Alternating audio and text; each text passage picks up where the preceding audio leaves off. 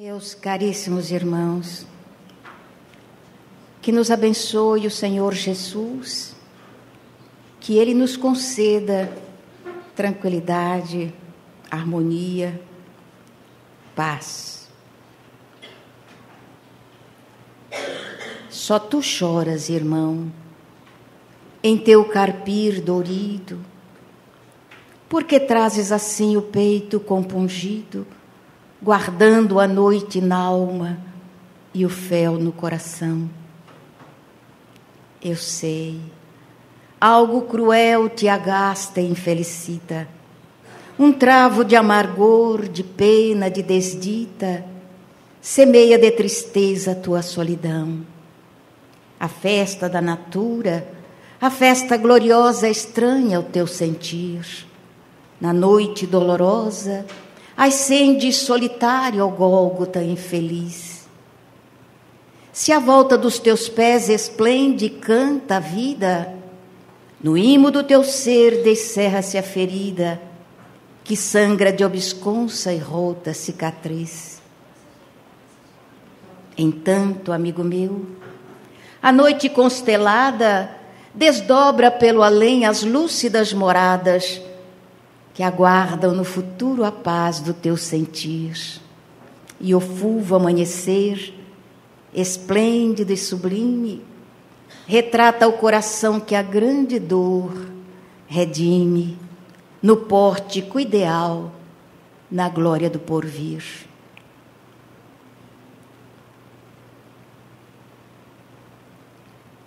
O Espiritismo, essa trilogia abençoada, filosofia, ciência, religião, que chegou até nós pelo beneplácito do coração amoroso de Jesus e pelas mãos abençoadas do professor Hippolyte Léon Denisard Rivail, chegou num momento específico da humanidade, exatamente quando o homem estava tomado pelo desencanto e pelo desespero. A fé estava lançada à poeira do caminho. A existência de Deus era desmentida da forma mais erudita possível. Deus era uma utopia. E a religião, exatamente aquele que tentava religar a criatura ao seu Criador, era uma droga ofertada ao ser humano para enganá-lo. Uma mentira para retirá-lo da simetria do entendimento real das coisas. E o homem aceitava essa diretriz. Então era exatamente um momento de escuridão para o ser humano, porque Deus sempre fora um ponto de apoio e de esperança para aquele que estava em sofrimento e dor. E quem não estaria num mundo de provas e de expiações? A religião era uma forma da criatura buscar esse Criador e colocar dentro da alma um sentido de apoio, de resignação, de coragem, de esperança em alguma coisa melhor depois que passasse o transe do sofrimento, da dor. Mas se tudo isso era uma mentira, se Deus uma utopia e a religião o ópio do povo, o que sobrava para o ser humano? O que ficava para as criaturas? Se recordarmos o último discurso de Jesus, vamos nos recordar que ele prometeu que enviaria o Consolador exatamente no momento de escuridão na alma humana, que ele enviaria um outro Consolador, porque ele já era um Consolador, um outro Consolador, no momento mais complicado da vida humana, esse Consolador chegaria para restabelecer a confiança na fé, a busca da religião e a certeza da existência de Deus.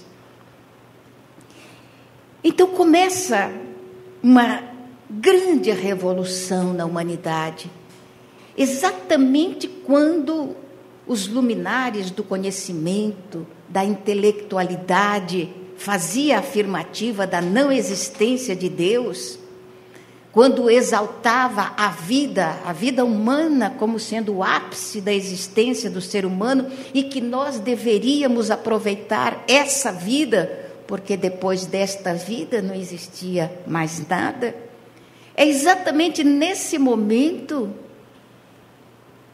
que se quebram as lápides dos túmulos, que a voz silenciosa dos espíritos começam a falar com uma força extraordinária em todos os pontos do planeta.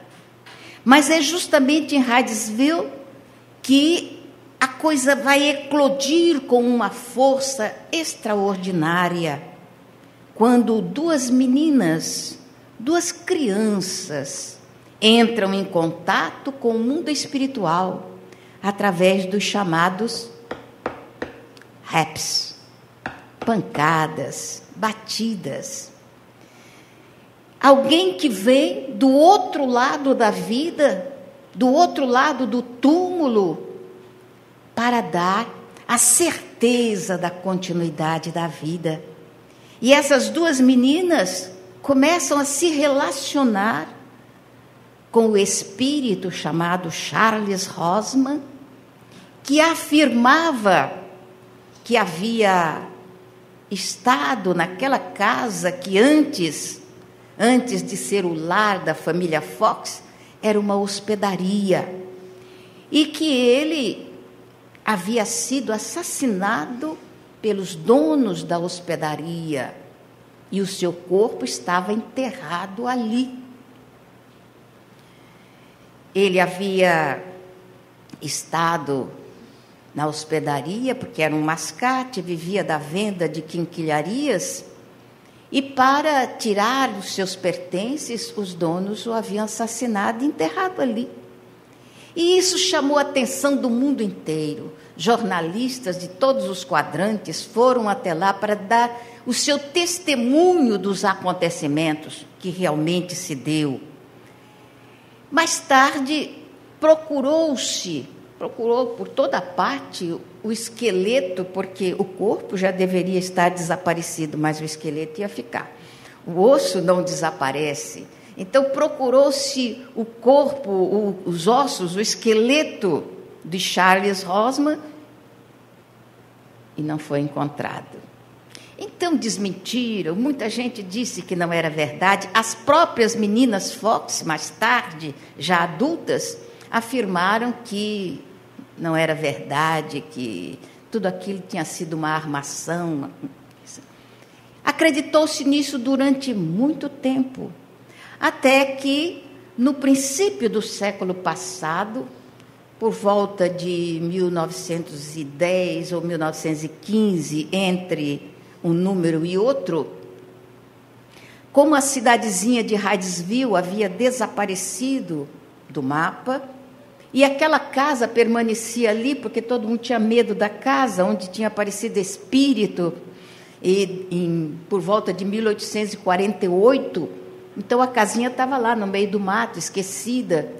Como havia uma cidade chamada Lilydale, chamada também cidade espiritualista, o dono daquela região ofereceu a casa mal assombrada para a cidade de Lilydale. E as casinhas de madeira lá nos Estados Unidos, elas são feitas de tal maneira que se pode trasladá-las de um lugar para outro. Basta arrancá-la dos alicerces para transportá-la inteira. E foi o que eles intentaram fazer. Arrancar a casinha lá de Lilydale, da antiga Lilydale, e transportá-la aliás, de Hydesville, transplantando para Lilydale. E qual não foi a surpresa quando arrancaram a casa dos seus fundamentos e encontraram não apenas o esqueleto de Charles Rosman, perfeitamente conservado, como a arca com a qual ele vendia as suas quinquilharias. Então, tanto a arca como o esqueleto estavam sob os fundamentos da casinha de Hydesville. Ficou, então, confirmada a experiência vivenciada pelas duas irmãs Fox, Margarida e Catarina, a respeito da sobrevivência da alma. Por que nós estamos falando disso tudo? Coisa tão antiga que eu acredito que todos os espíritas devam conhecer, porque é exatamente o início, o princípio da grande revolução dos espíritos para dar testemunho da imortalidade. Eu estou falando tudo isso, recordando, tornando mais clara na mente de todos nós, para que os espíritas que estão me ouvindo e outros tantos nunca pensem que imortalidade da alma seja uma questão de fé. Não é uma questão de fé.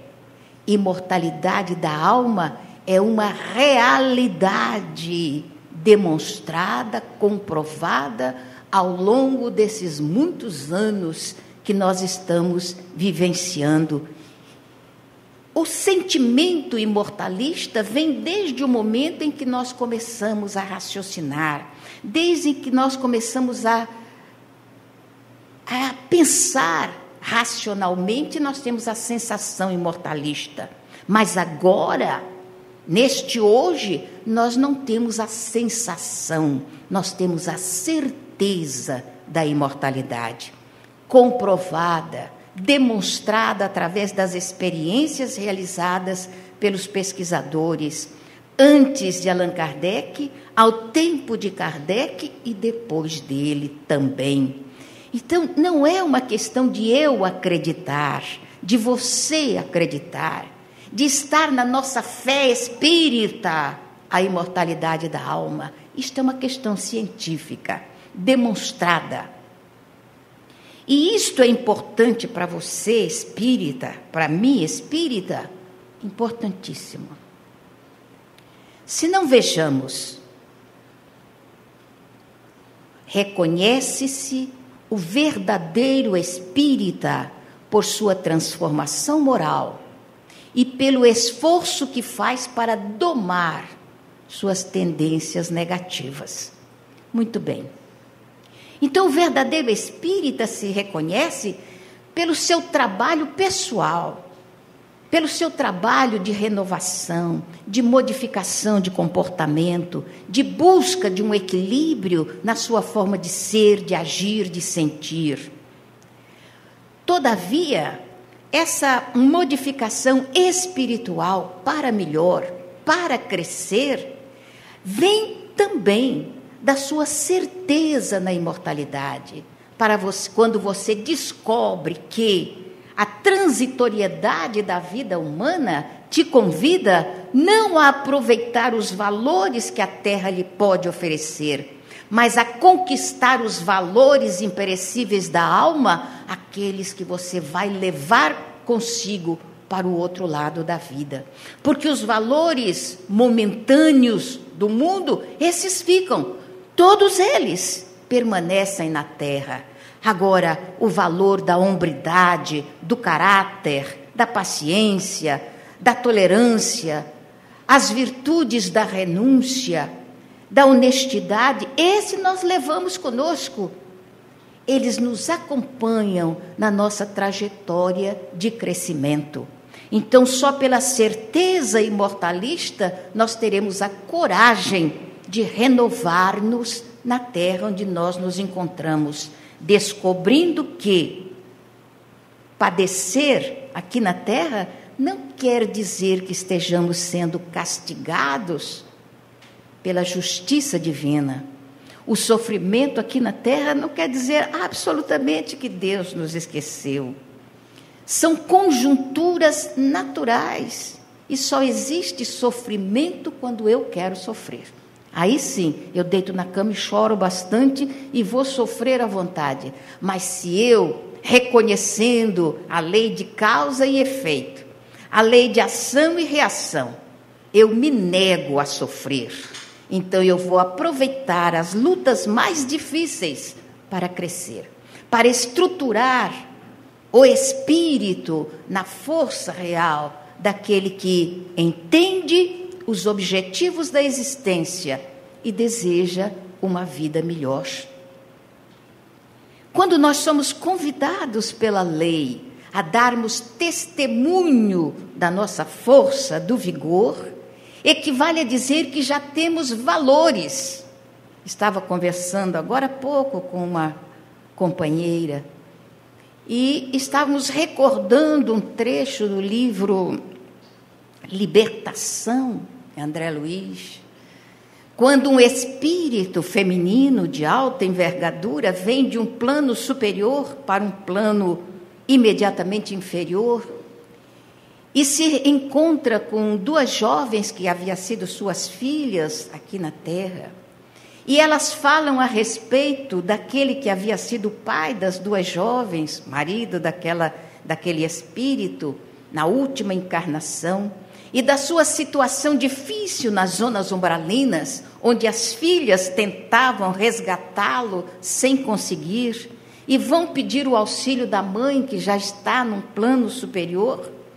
Esse espírito, então, falando com ternura às filhas a respeito da dificuldade de resgatar o pai, lá das zonas umbralinas, diz que vai reencarnar. Observem bem, um espírito de uma situação espiritual acima daquela em que está o instrutor Gúbio, contado por André Luiz.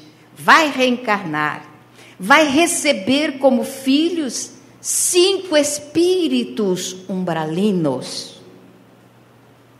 A gente quer ficar livre dos umbralinos da nossa casa, e o espírito vai receber 5 espíritos umbralinos. E além desses 5, mais o marido que está nas zonas de sofrimento e de angústia. E juntamente com esse marido, ela vai receber a criatura que foi assassinada pelo marido na última reencarnação. Vai receber os 2 dentro de casa.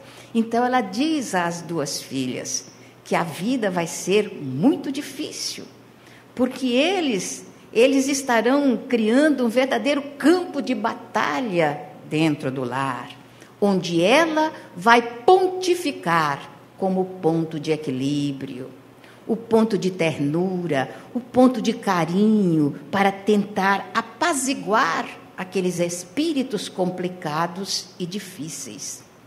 Veja bem que para nossa mente muito presa às coisas do mundo, como é difícil entender o raciocínio das almas superiores. Elas não fogem às complicações, enquanto que a gente quer deixar de lado as complicações aqui na Terra, esquecendo que a maioria dessas complicações foram criadas por nós. Observemos a nossa situação. Hoje, nós estamos vivendo um conflito, olha só, quase que um conflito armado, de irmãos contra irmãos, família contra família. Por causa de quê, Jesus? Por causa de alguma coisa que a gente não tem a dimensão, que são as eleições que estão passando aí. Então a gente se prende a um grupo, ou se prende a outro grupo e começa a digladiar aqui embaixo, enquanto os 2 que estão lá em cima estão só esperando o nosso voto para se assenhorear das suas responsabilidades e realizar o seu trabalho.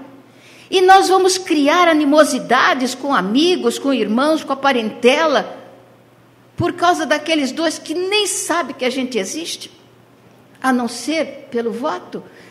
Observem como isso é irracional. E aí a gente se recorda das palavras de Mira e Lopes.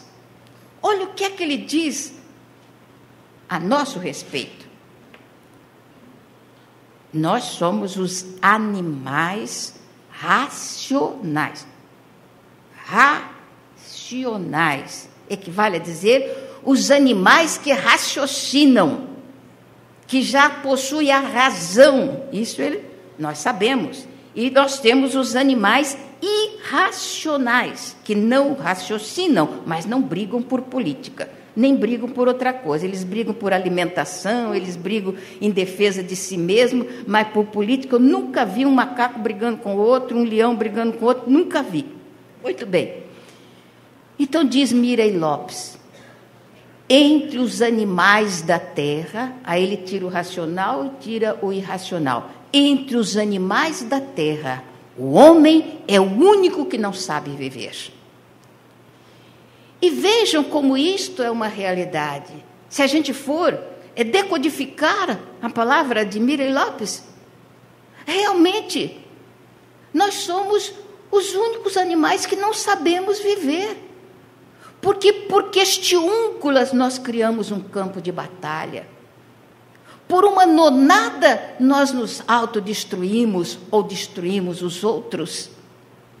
Por uma questão que poderia ser uma conversa racional. Você gosta mais do João? Eu gosto mais do José. Olha, o João é mais alto do que o José, mas o José é mais forte, é mais pesado. E vamos discutir racionalmente, não irracionalmente, por coisas que absolutamente não vai acrescentar um dia na sua vida, um minuto na sua existência, ou não vai acrescentar mais um fio de cabelo na sua cabeça.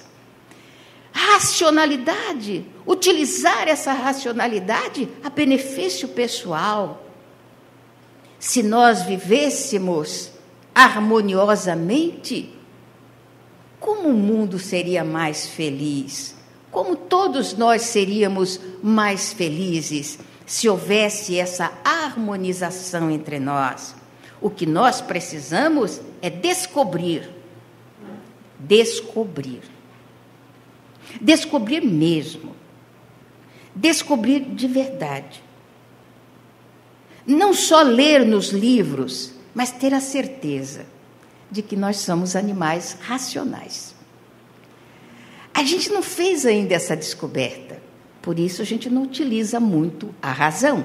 E aí, então, os espíritos, respondendo à indagação de Allan Kardec, no item 919, diz: conhece-te a ti mesmo, eu me descobrir.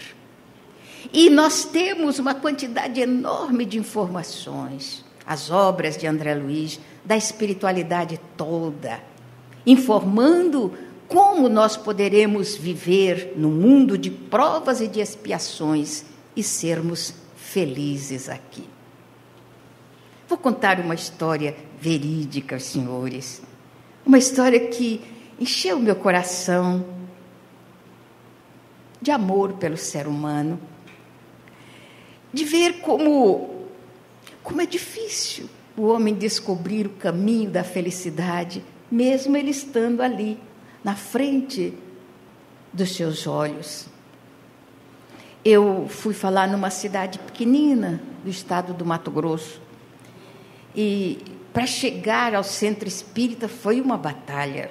Vocês imaginem, chovia que parecia que o mundo ia acabar naquele dia. E não havia calçamento na rua em que o centro espírita estava.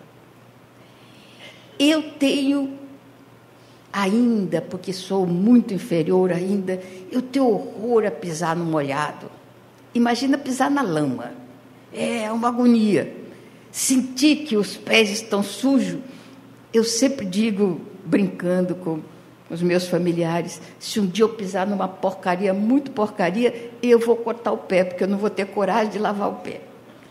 Então, a moça com a qual nós estávamos indo para o centro, parou na estrada e falou assim: agora a gente tem que ir a pé, porque não dá para entrar com o carro nesta rua que nós vamos atolar.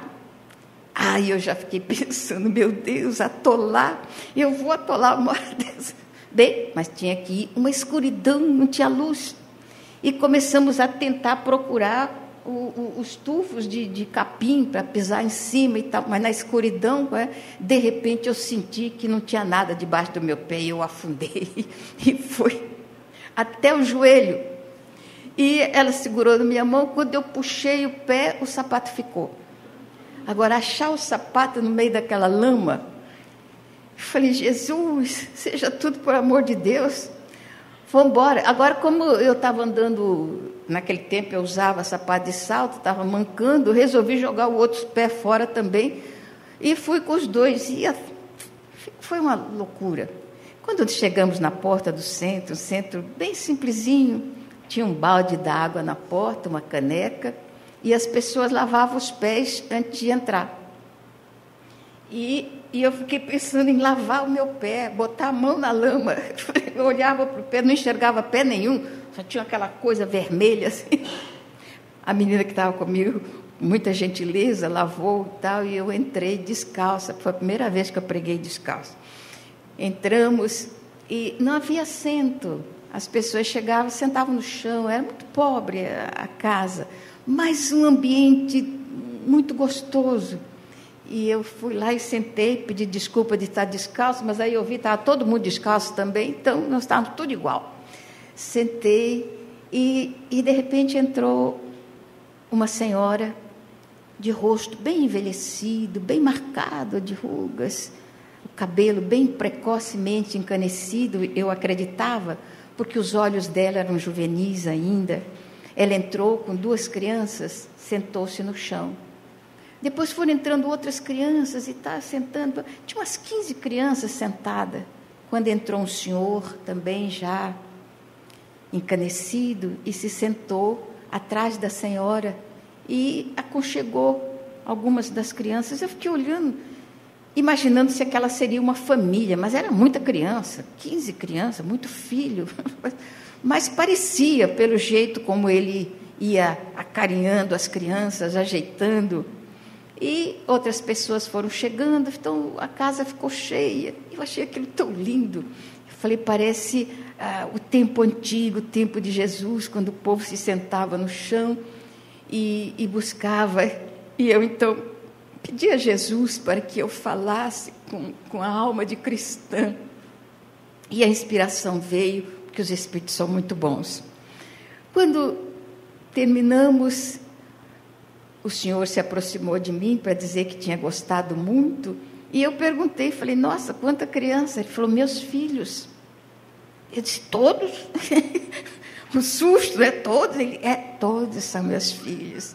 E puxou uma menina linda, do cabelo comprido, assim, os olhos negros que brilhavam, pareciam 2 estrelas, e falou, esta é a primeira. Não disse a mais velha, porque ela não era velha mesmo, esta é a primeira. E eu olhei, que linda. E ele sorriu.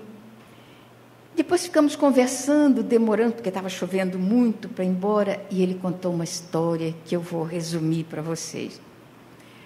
Ele disse, eu sou de outro estado, não sou daqui.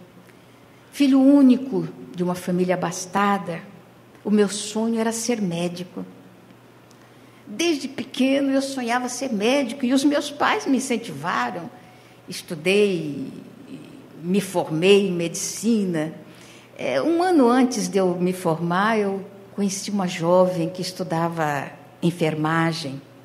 Ela se formou antes de mim e antes que eu tivesse com o meu diploma na mão, a gente se casou, porque eu estava apaixonado.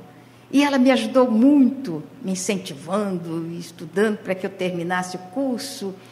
E terminei o meu curso. Assim que eu terminei, nasceu a nossa filha, nossa primeira filha. Uma menina linda. Era o sol da minha vida. Eu sou apaixonada pela minha esposa, mas eu nunca amei tanto na vida quanto eu amei aquela menina. se juntar ao amor do meu pai, da minha mãe, da esposa, do mundo inteiro, não preenche o amor que eu tinha pela minha filha. E então, comecei a trabalhar, eu me dedicava inteiramente, eu acreditava que eu tinha o poder da cura na minha mão, que na minha mão ninguém morreria nunca. E eu estudava muito, e eu me dedicava muito, eu fazia de tudo para que ninguém morresse na minha mão. E um dia eu estava ainda no trabalho, quando a minha esposa ligou, dizendo que a minha filha estava com muita febre, ela já tinha feito o que era possível. Eu voltei para casa desesperada, era a primeira vez, minha filha estava com 7 anos, primeira vez que adoecia. E cheguei e disse: o que é isso, princesa? Está querendo assustar o papai?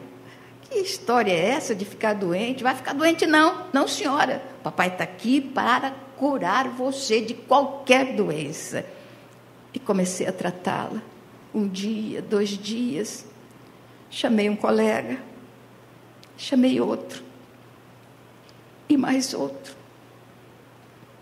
Levamos a minha filha para o hospital. Tudo que foi possível. Nada. Nem sequer descobrimos exatamente o que levou a minha filha. E eu enlouqueci. Enlouqueci totalmente. Quando percebi o óbito, eu saí correndo e fui para casa. E a primeira coisa que fiz foi pegar todos os livros, cadernos, tudo que eu tinha referente à medicina.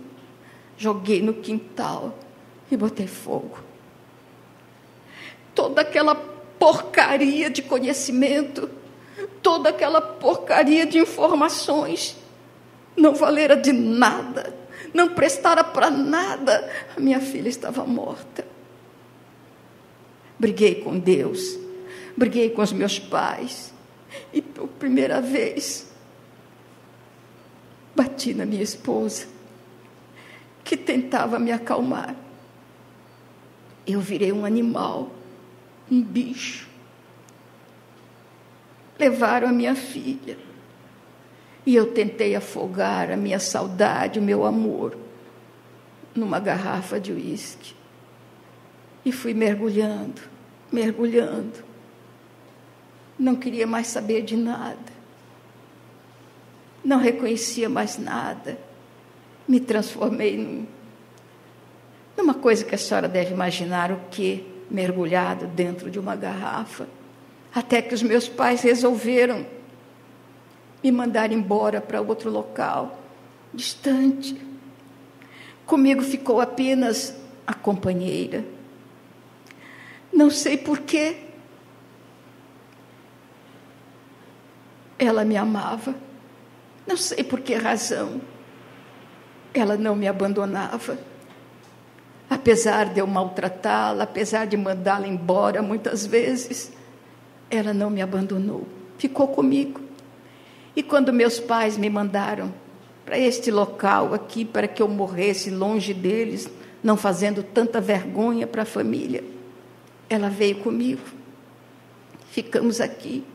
E eu sempre afundando, cada vez mais, cada vez mais. Não tinha mais noção de nada.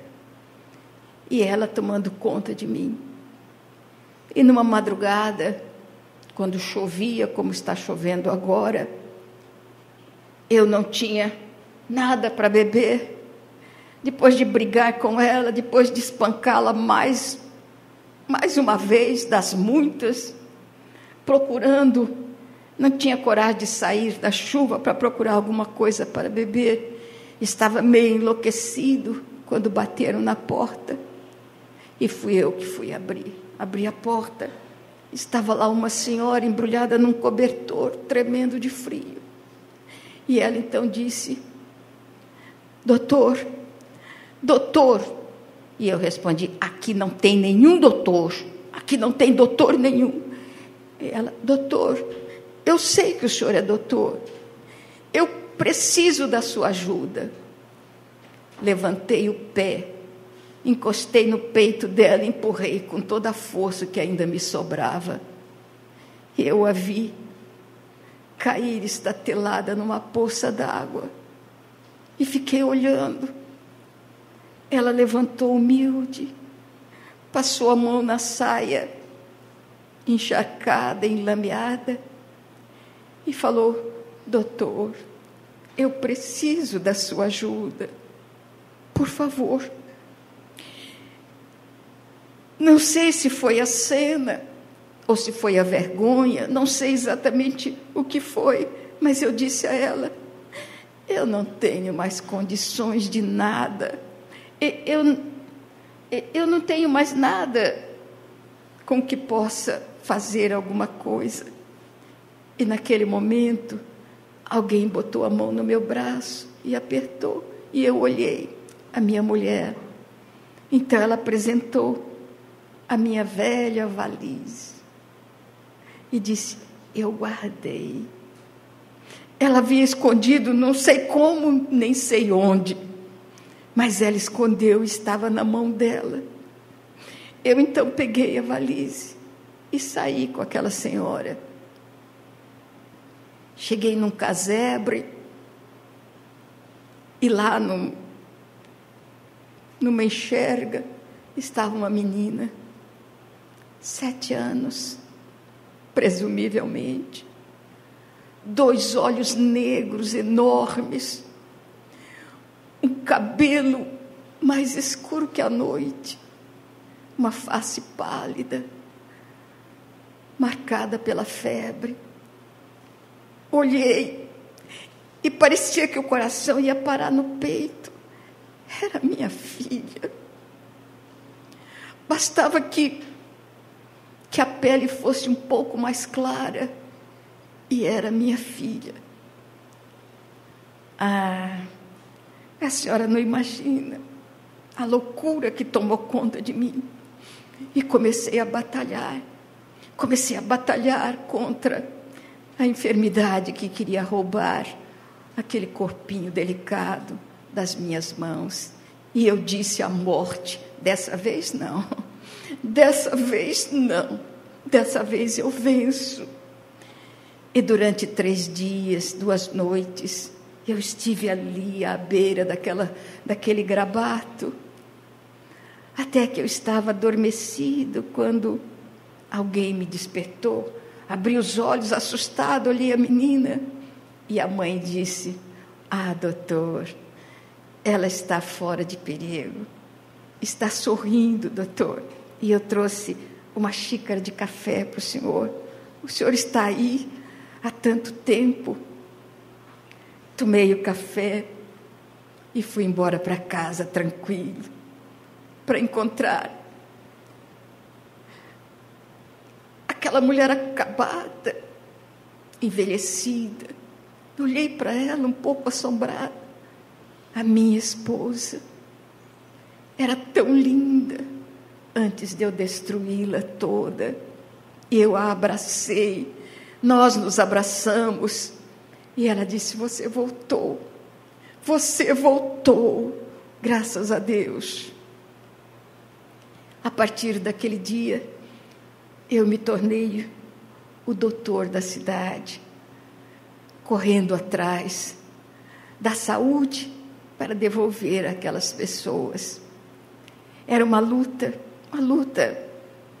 Hoje nós temos um pequeno hospital, uma coisinha pequena, mas eu tenho batalhado, não tenho mais medo da morte. A gente luta, às vezes ela ganha, às vezes sou eu quem ganho. E quando sou eu quem ganho, eu olho para ela e falo: ainda estou aqui. E uma noite bateram na porta e eu me levantei já com a valise na mão, mas era a primeira menina que eu havia salvo da morte. Doutor, a minha mãe. Fui correndo com ela até a casa. Ela estava muito mal Eu disse: "Oh, minha filha, por que não me procurou antes?" Disse: "Ah, doutor, dessa vez o senhor não ganha. Eu sei.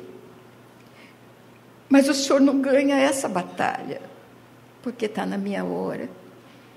Mas se o senhor não se importar, eu gostaria que o senhor ganhasse uma outra batalha. Eu não tenho nada, doutor, o senhor sabe disso.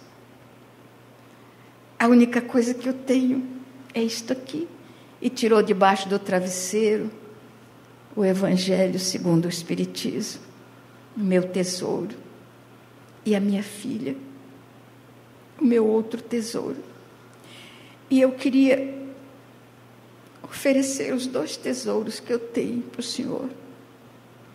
O senhor aceita? Bem, este é o tesouro valioso que ela me deu. A mocinha deveria ter uns 15, 16 anos. Aí pegou da mão da senhora, e este é o mais valioso, o Evangelho segundo o Espiritismo. A partir daquele dia, nós ganhamos a nossa filha. Depois veio uma outra filha, um filho, outro filho, e o povo foi achando que o meu barraco tinha que crescer para poder guardar esses filhos todos. Nós temos 16 filhos. E eu tenho, juntamente com os filhos, esse anjo que Deus colocou ao meu lado, a minha esposa. E eu não canso nunca de agradecer a ela, de nunca ter me abandonado, mesmo quando eu era um animal irracional e enlouquecido. Ela esteve sempre ao meu lado.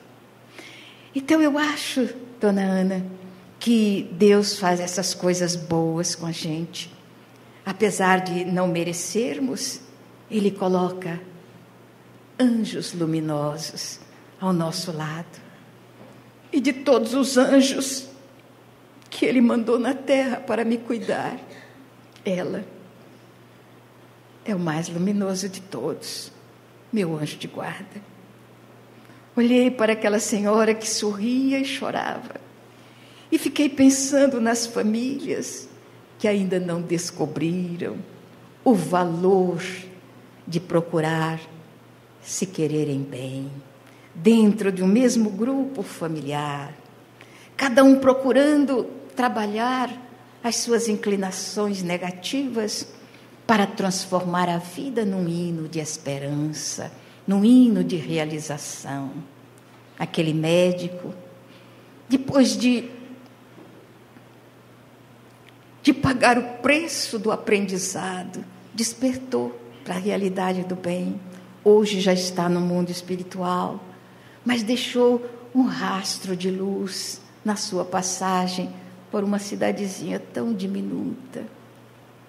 Às vezes eu me pergunto, quem seria o maior ali naquele grupo?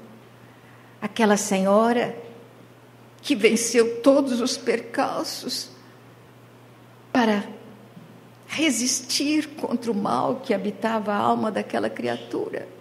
Ou aquela criatura que conseguiu superar todos os reveses e crescer, se transformando numa estrela brilhante, num local cheio de sofrimento e de dor? Não importa quem seja maior, o importante é quem seja mais lutador. Que nós sejamos os lutadores, lutando contra a impiedade, lutando contra a intolerância, as malquerenças, mormente dentro da família.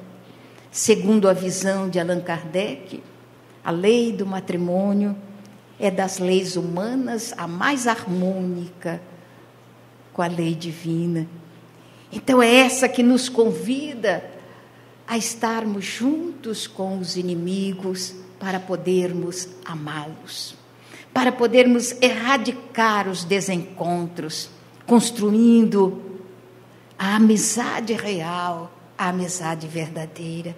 A gente corre atrás de amores, na maioria deles transitórios, e esquecemos que a amizade é, ainda aqui no nosso mundo de provas e de expiações, o sentimento mais forte, mais poderoso que a gente pode colocar na intimidade da alma. Como somos carentes de afetividade, nós misturamos o sentimento de amizade com essa necessidade de posse, que não tem nada a ver. A gente possui corpos, mas não possui almas. Então, se colocamos isso na nossa mente, a felicidade fica muito mais simples, fica muito mais fácil de nós angariarmos essa força poderosa que se chama amor. Foi isso que o Senhor Jesus veio trazer à Terra.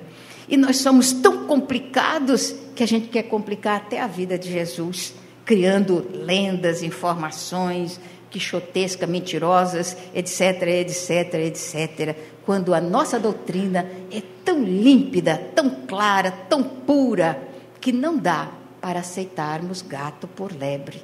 Não, vamos aceitar a nossa doutrina como ela é. Como disse o Senhor Jesus, que Ele enviaria outro Consolador, exatamente quando a terra estivesse profundamente necessitada.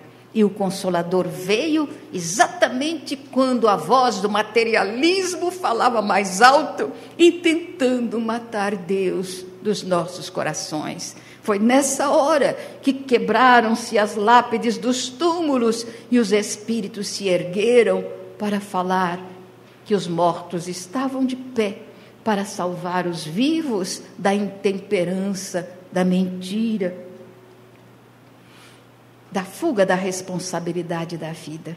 Então aqui estamos nós, nesse domingo tão importante para os destinos do nosso país.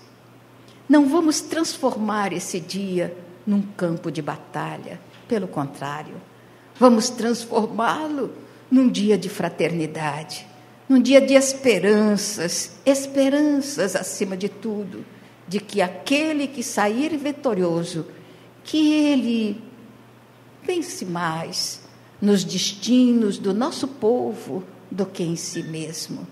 Vamos pedir ao mundo espiritual isso, criando um clima de grande amizade, de grande ternura, de grande fraternidade. Porque depois de 4 anos, nós vamos saber se acertamos ou se erramos. O tempo é esperar. Vamos aguardar. E a doutrina espírita vai estar sempre ao nosso lado para dizer que depois desta vida ainda existe uma outra vida para a qual temos que nos preparar para chegar até lá. Trago versos dentro da alma, como o sol traz luz em si. Eu vivo a vida cantando porque poeta nasci. Ouço cachoeiras rolando das alturas dos meus sonhos, em dias claros, risonhos, de luminosa beleza. Nesse plano eterizado, quando eu penso estar pensando, estou com a alma escutando a prece da natureza. Há no meu peito cascatas, vibrando ternas sonata no teclado das estrelas. E embora a grande distância, seja noite ou seja dia, com as lunetas da poesia, eu sempre consigo vê-las. Há no meu peito um garimpo de cristais e diamantes. E eu mesmo sou garimpeira que só procura brilhante que tenha cor de alvorada. Pedra com jaça ou defeito, no garimpo do meu peito não quero seja encontrada. Niágaras, Paulo Afonsos, Sete Quedas, Iguaçus, cataratando meus sonhos a quedas d'águas aflus. Fontes líricas serenas, bandos de lindas falenas, dando 1000 cores ao dia, jardim suspenso nos ares e outras notas singulares, faz-me conhecer a poesia. Por tanta luz que vislumbro, pela ventura que tenho, por tantas vozes que escuto, sem que tais bênção mereça, eu não sei como agradeça a glória que Deus me deu. Sim, meu Pai, me sinto mudo, porque vós me deste tudo, o dom de viver na terra, com os olhos fitos nos céus. Muito obrigada, muita paz.